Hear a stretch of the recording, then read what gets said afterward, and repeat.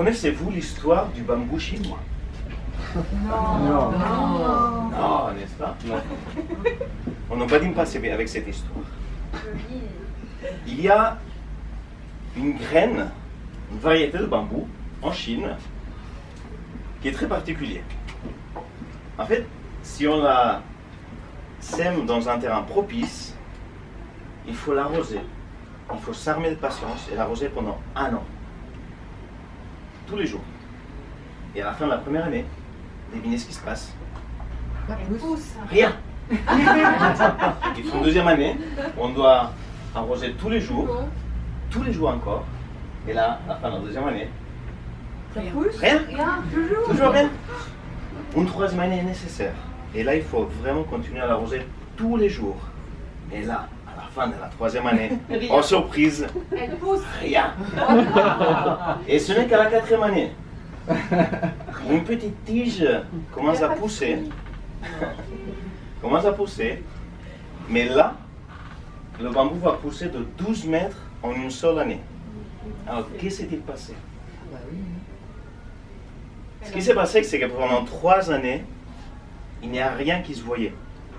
Ce que le bambou a fait, ce que la graine a fait, c'est de tisser et développer des racines, un réseau de racines très très fort pour, le moment venu, pousser et grandir jusqu'à 12 mètres.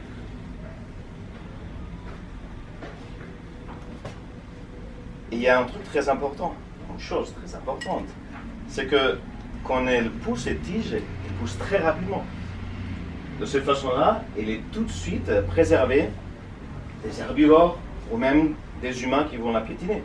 Alors que toutes les autres graines végétales qui poussent tout de suite, elles sont des proies. L'histoire du bambou, une histoire très connue en Chine, nous enseigne 3 choses. La première, ce n'est pas parce qu'on ne voit rien qu'il ne se passe rien. La deuxième, j'ai oublié. C'est que je me rappelle maintenant, petit à petit, je me balade tranquillement. C'est que des fois, c'est une blague, des fois, quand on voit des changements qui viennent d'un coup, il y a eu du travail derrière, et c'est le fruit d'un processus très long et très constant, mais dont la perception n'est pas à la journée. On ne voit pas tous ces changements, toute cette évolution. Et troisièmement, justement parce qu'on a très bien préparé cette poussée, parce que le bambou a très bien préparé cette poussée, les changements sont robustes et ils tiennent. Cette histoire du bambou est très utilisée en Chine pour expliquer la poursuite de nos rêves. Et oui, mes chers amis, nos rêves, c'est des graines de bambou. Il faut les arroser tous les jours, n'est-ce pas? Tous les jours. Mais soyons clairs, combien de rêves nous avons laissés de côté, derrière, parce qu'on n'a pas assez bien persévéré, parce qu'on n'a pas eu le support des parents, parce qu'on nous a dit tu ne peux pas faire ça, ou parce qu'il faut être réaliste, il faut un salaire à la fin du mois, n'est-ce pas? Ou parce que c'est impossible, ou parce qu'on n'a pas cette détermination, par exemple, ou parce qu'on vous dit tu ne peux pas chanter, par exemple, ou parce qu'on a peur, ou encore pire, parce qu'on a essayé, et là, après des hésitations et des moqueries, on arrête, on laisse tomber, car ça fait mal quand on se moque de nos rêves, n'est-ce pas? La question des rêves, c'est un point qui est, disons, entre guillemets, soulevé dans ce bouquin, dans ces livres, qui est très intéressant, qui est un best-seller, qui s'appelle The Top 5 Regrets of Dying, qui n'est pas traduit en français, hein, qui est écrit par une infirmière en soins palliatifs, qui travaille en soins palliatifs. Et elle raconte que parmi tous ses patients, le regret qui vient le plus souvent, c'est le regret, Lise, j'aurais bien aimé vivre ma vraie vie, pas la vie que les autres attendaient de moi. Vivre la vie de mes rêves. Et c'est le regret qui vient le plus souvent chez les gens qui sont en train de mourir en soins palliatifs. C'est fort, n'est-ce pas? Vous vous posez la question de vos rêves. Qu'est-ce que vous faites avec vos rêves? Combien de rêves allons-nous laisser derrière, de côté, le jour où on va mourir? Car nous allons tous mourir un jour, n'est-ce pas?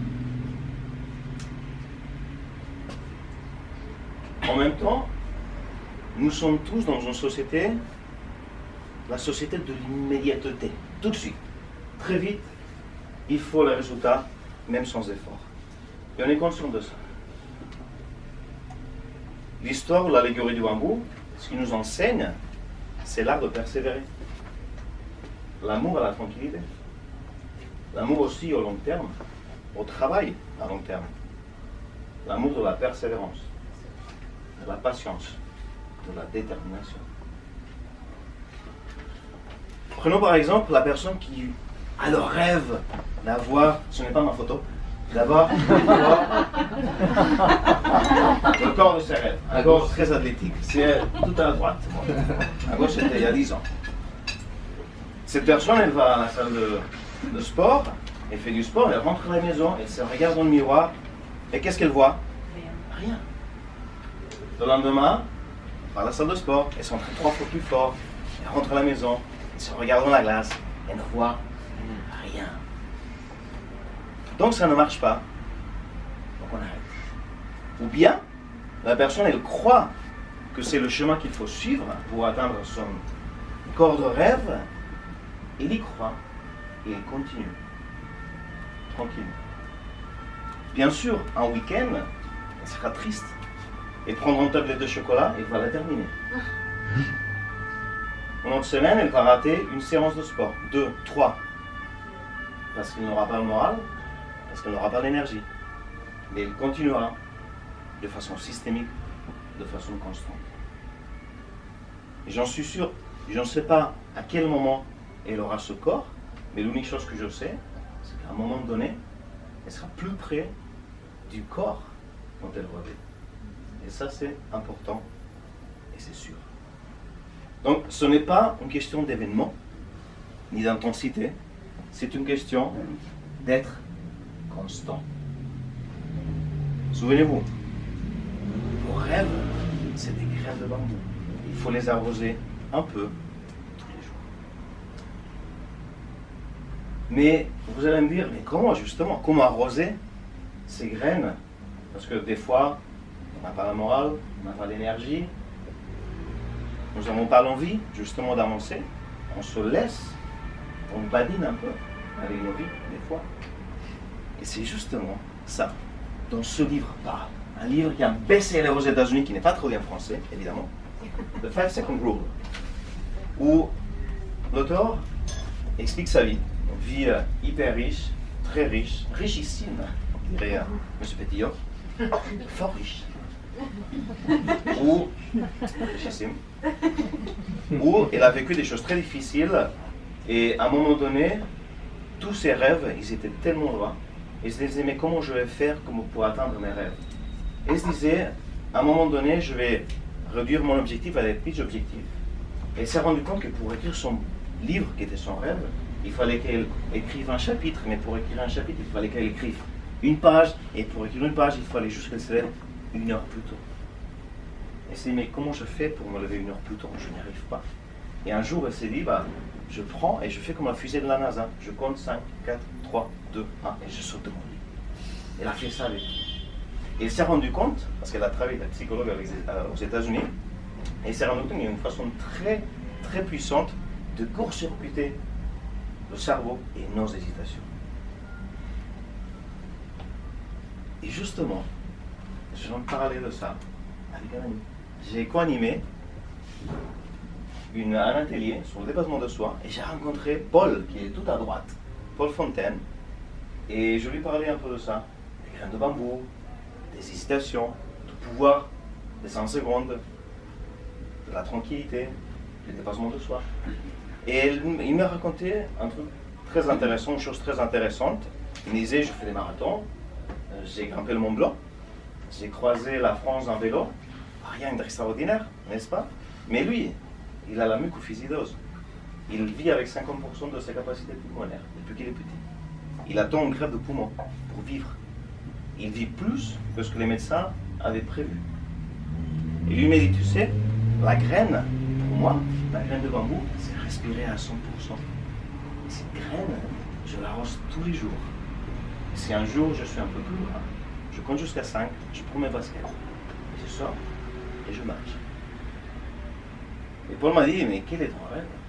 Moi j'ai dit, moi aussi j'ai une graine de bambou, j'ai un rêve. Mon rêve, c'est prendre mon bateau à voile et voir le cap Horn et le cap de Bonne-Espérance. Et mon bateau à la voile sans aucun bruit. Et je ne sais pas quel jour ça sera, mais je sais que je arrose ce grain tous les jours, toutes les semaines. Je lis des récits de voyage, des articles de navigation. Le capitaine Lenny m'a donné des bouts de bateau pour que je pratique les nœuds. Je prends des stages de voile tous les ans. Je pratique la voile dès que je peux. Et je ne sais pas quel jour je pourrai le faire. Mais je sais que si je continue à arroser cette graine, j'aurai l'opportunité, peut-être, de caresser mon rêve. Et vous, quels sont vos rêves? Quelles sont vos graines? Et rappelez-vous, les graines, c'est important car il vous suffit juste de l'arroser un petit peu tous les jours. Et le jour où ça ne va pas, le jour où vous n'avez pas l'énergie ni l'envie peut-être d'aller récupérer de l'eau, comptez jusqu'à 5, levez-vous et allez chercher un petit couteau. Pensez à vos graines et à les arroser tous les jours. Merci.